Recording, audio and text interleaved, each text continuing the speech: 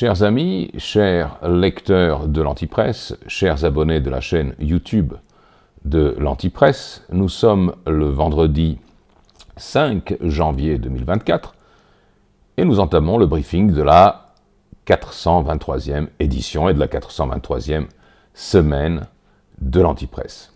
J'espère, comme d'habitude, que le son est bon. À l'image, vous avez une photographie, vous me verrez bientôt, mais vérifions d'abord le son. Et ensuite, vous saurez pourquoi il y a cette image. J'attends donc que le chat me dise que tout va bien pour me lancer à corps perdu dans la première de nos entrevues, le premier de nos rendez-vous de cette année 2024. Voilà, j'attends ça. Le son est OK, d'accord. Alors, ce que vous voyez, c'est le soleil perçant à travers les vieux arbres hivernaux d'une forêt en Sologne. Pourquoi une forêt en Sologne ? Parce que, eh bien, figurez-vous, cet hiver, pendant ces vacances de Noël, j'ai relu, pour la je ne sais combienième fois, l'un des plus beaux romans qui ait jamais été écrit et qui est, bien entendu, vous l'aurez deviné, Le Grand Maune de Alain Fournier. Alors, me voilà, je suis là devant vous. La Sologne reste évidemment dans mon cœur et à l'arrière-plan, mais pourquoi je commence cette année, ce premier briefing, par la mention de ce roman et par cette photo de bois où perce un maigre soleil. Parce que, voilà, il vous faut relire ou relire Le Grand Maune. Et il faut lire et relire ces grandes œuvres littéraires. Et ça, c'est ce que nous ne cessons de répéter à l'Antipresse. Il faut lire et relire ces grandes œuvres littéraires qui nous ancrent dans ce que nous sommes par notre langue, dans ce que nous sommes par notre culture, par nos affinités profondes, par l'univers intérieur que nous nous sommes façonnés. On peut évidemment avoir eu une enfance et une jeunesse sans grande lecture, et ensuite, plus tard, compenser cela en découvrant combien la littérature, la vraie, la grande, compense le vide du monde extérieur lorsque ce monde extérieur devient hostile, glacial, adverse, inhumain. Et pourquoi maintenant, pourquoi précisément le Grand Maune ? Parce que son auteur, Alain Fournier, qui a écrit plusieurs choses, mais qui n'a pas eu le temps de commettre d'autres très grandes œuvres comme le Grand Maune, eh bien il est mort très jeune, même pas la trentaine me semble-t-il, dans les premières batailles de la Première Guerre mondiale, de la Grande Guerre, le 22 septembre 1914. Alors, ce n'est qu'un des grands esprits, artistes, témoins, écrivains, mais aussi peintres, etc., ou tout simplement de grands futurs, éventuels, potentiels hommes politiques, chefs de famille, professeurs, que cette grande guerre a emporté. Il y a un équivalent chez les Britanniques, qui est mort un peu plus tard, je crois en 1916, qui s'appelait Butterworth, et Butterworth était un compositeur génial, comme Alain Fournier était un écrivain génial. Et lui aussi, Butterworth, a été emporté par une guerre absurde, qu'il n'avait évidemment pas voulu, à laquelle il a participé par devoir civique, par patriotisme, par obligation. Comme tout le monde, c'était une boucherie mécanisée.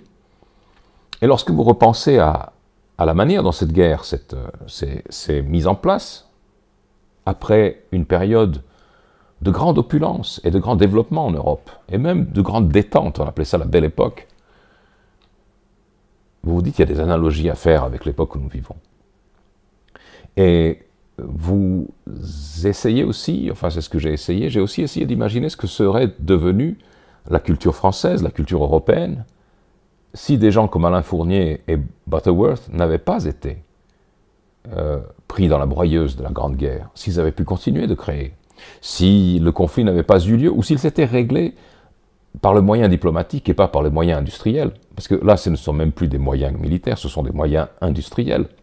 Il se trouve que j'ai toute la collection de l'illustration, la grande, vous savez, la grande revue illustrée française des années 14 à 18, ça fait beaucoup de pages et beaucoup de kilogrammes de papier, eh bien, c'est une folie du début à la fin.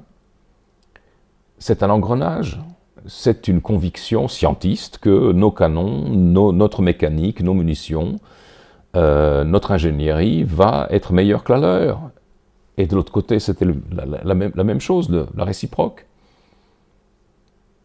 Et après, pendant, évidemment, il y a eu des écrivains, il y a eu des témoins qui se sont dit, mais c'est pas possible.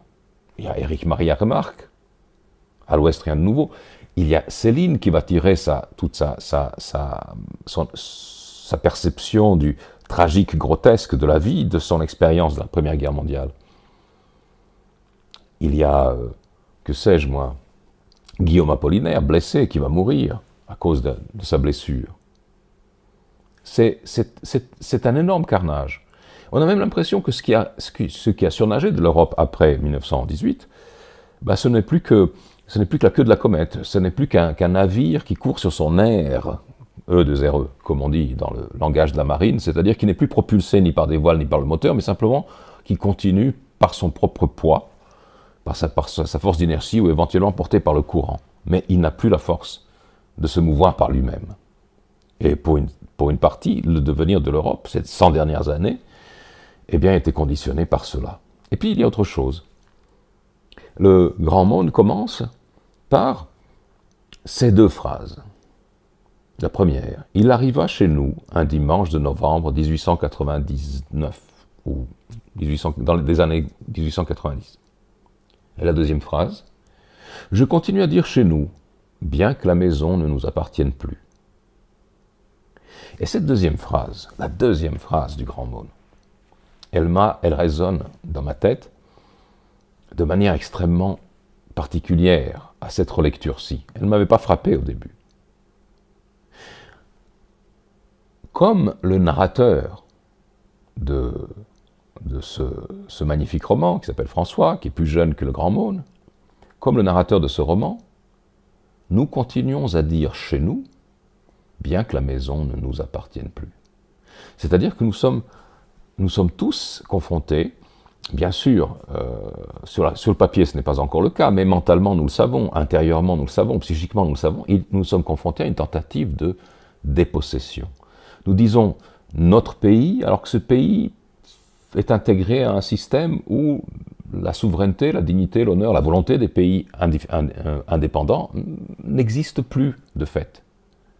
Nous disons notre maison parce qu'on a un système, un ordre démocratique, mais nous savons que voter ne sert pratiquement plus à rien. On élit des parlements qui ne sont que des caisses d'enregistrement.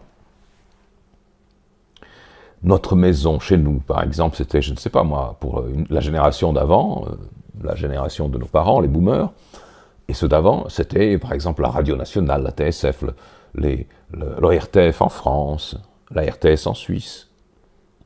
Ça a quel rapport avec notre identité commune?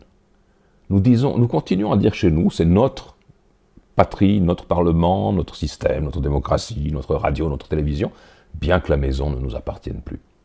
C'est étonnant, non? Et puis, il y a autre chose. Pourquoi Alain Fournier? Vous allez voir, ça va vous surprendre que je parle de ça. En ouverture de cette espèce de projection, de prospective dans l'année 2024. C'est que, vous savez, le grand monde tourne autour au fond d'un rêve ou d'une aventure qui est arrivée à ce garçon, qui est tombé par hasard en s'égarant sur les chemins de Sologne, où il est facile de s'égarer, je peux vous le dire. En s'égarant sur les chemins de Sologne, il est arrivé dans une fête avec des enfants costumés, qu'il ne comprend pas au début. Il voit qu'il y a des costumes qui sont frais, que quelque chose se prépare, qu'il y a des enfants tout seuls, enfin en compagnie, en groupe, qui déambulent dans un grand château. Et puis après, je ne vais pas vous raconter le roman, il faut que vous lisiez ce qui se passe ensuite. Mais ce qui frappe aujourd'hui, c'est que si vous pensez à quelqu'un, un personnage, un protagoniste qui se trouve, qui débarque aujourd'hui dans une fête ou une sorte de réunion secrète dans un château dans la campagne, vous pensez à quoi? Bien, vous allez penser éventuellement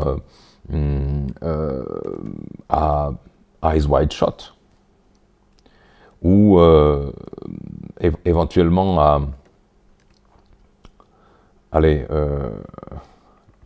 c'est comment le film? Voilà, le film de Polanski, La 9e porte, avec des cérémonies dans des châteaux, mais qui n'ont rien d'innocent. Vous allez peut-être penser aux Ballets écarlates de Jean-Pierre Mocky, puisque c'est de ça que parle le film de Mocky. Les Ballets écarlates, c'est des parties fines avec des enfants qui se passent dans les maisons cossues de la province française. On ne pense pas immédiatement à une innocente fête préparatoire à quelque chose de tout à fait digne, honnête, diurne, solaire, comme c'est le cas dans le magnifique livre d'Alain Fournier. Et donc, la distance qui nous sépare du Grand Maune, c'est la distance qui a été remplie par 2 guerres atroces, par les années folles, par le déferlement du cynisme et de la débauche de Weimar, évidemment compensé par le retour de balancier qui s'appelle le nazisme, par l'ère totalitaire. Et si vous retournez à des œuvres comme celle d'Alain Fournier ou celle de Stefan Zweig a écrit, juste avant de se suicider d'ailleurs, un magnifique livre sur le temps d'avant, celui que les générations des 2 guerres n'avaient pas connu, enfin de la Première Guerre mondiale n'avaient pas connu. Eh bien, vous voyez que s'il y a une chose que nous devons préserver en priorité, si nous voulons résister à ce rouleau compresseur qui est en train de démembrer l'être humain, de le broyer et d'en faire quelque chose d'autre, une espèce de projet transhumaniste comme ça, qui commence par là, d'ailleurs, par l'étape psychique, par l'annihilation psychique de la vie intérieure des êtres humains. Si vous voulez résister à cela, eh bien, il vous faut d'abord préserver cette espèce de jardin intérieur, ce château secret où peuvent déambuler des enfants par petits groupes, joliment déguisés, où personne ne va les menacer, personne ne va les enlever, les brusquer, les brutaliser, les violer. Et où les rapports entre les enfants et les adultes ne sont pas déjà teintés, comme on le voit aujourd'hui, de cette suspicion. Essayez, vous qui êtes adultes, aujourd'hui en Occident, je ne sais pas moi, de soulever un enfant que vous voyez passer et de l'embrasser sur la joue parce qu'il vous semble joli et adorable. Vous ne pourrez pas. Alors que ce sont les meilleurs sentiments qui vous animent. Et donc, on commence par ça parce que j'ai l'impression, voilà, que cette année va être placée sous le signe de l'impureté, ou de par opposition, de la défense absolue, de la naïveté, de la candeur et de la pureté comme moyen d'y résister. Regardez ce qui se passe. Je ne sais pas moi, les tout premiers jours, qu'est-ce qui s'est passé? On a eu une escalade inouïe au Proche-Orient. On le voit là, l'opération militaire israélienne à Gaza s'est enlisée. Évidemment qu'on ne peut pas détruire le Hamas, qui est une organisation tentaculaire et une idéologie par des bombes, ça va de soi. Mais enfin, ça s'est enlisé. Israël a tué au Liban Saleh al-Harouri, qui était le négociateur en chef. Ce n'est pas simplement le numéro 2, semble-t-il, ou l'un des numéros 2 du mouvement Hamas, mais c'était aussi le négociateur en chef. Donc, on a assassiné le type qui, bon an, mal an, il vaut ce qu'il vaut, mais enfin, c'était l'interlocuteur. Donc, le geste veut dire, curieusement, nos médias de grand chemin n'ont pas tellement commenté, le geste veut dire nous ne voulons pas d'interlocuteur, nous ne voulons pas négocier. Et ça rappelle très étrangement la manière dont s'est engagée la guerre calamiteuse en Ukraine pour l'Occident. Si vous vous souvenez, il y a eu des négociations au début. Ces négociations ont été interdites, arrêtées, coupées net par Boris Johnson et l'Occident collectif. Alors que Zelensky et ses gens en Ukraine étaient prêts à signer un accord qui aurait d'ailleurs préservé leur intégrité territoriale, qui aurait été beaucoup plus avantageux pour eux que ce qu'ils pourraient éventuellement espérer aujourd'hui avec un demi-million de morts en plus. Mais l'Occident n'a pas voulu avoir d'interlocuteur. Il n'a pas voulu de dialogue avec la Russie. Incidemment, un des membres du groupe de négociation ukrainien a été assassiné par les services secrets ukrainiens dans les jours qui ont suivi. Vous avez cette escalade, vous avez hier cet épouvantable attentat lors de la commémoration de l'assassinat du général Soleimani sur ordre de Donald Trump, il y a 3 ans. Vous avez donc des forces, je ne vais pas les nommer, c'est difficile à nommer les forces exactes qui sont vraiment aux commandes, qui vraiment influencent les grandes décisions, mais il y a des forces qui ne veulent absolument pas d'un apaisement au Proche-Orient, et qui font tout le nécessaire, depuis le 1er janvier en tout cas, pour que ça n'ait pas lieu, pour que des puissances comme l'Iran ou le Hezbollah réagissent, pour qu'il y ait des morts parmi les soldats américains, puisqu'il y a des bases américaines là dans la région, notamment en Syrie, en Irak, et pour que l'Amérique, comme les puissances en 1914, soit attirée dans cette guerre que sa population manifestement ne veut pas. Manifestement. Il y a des analogies avec 1914. Vous avez cette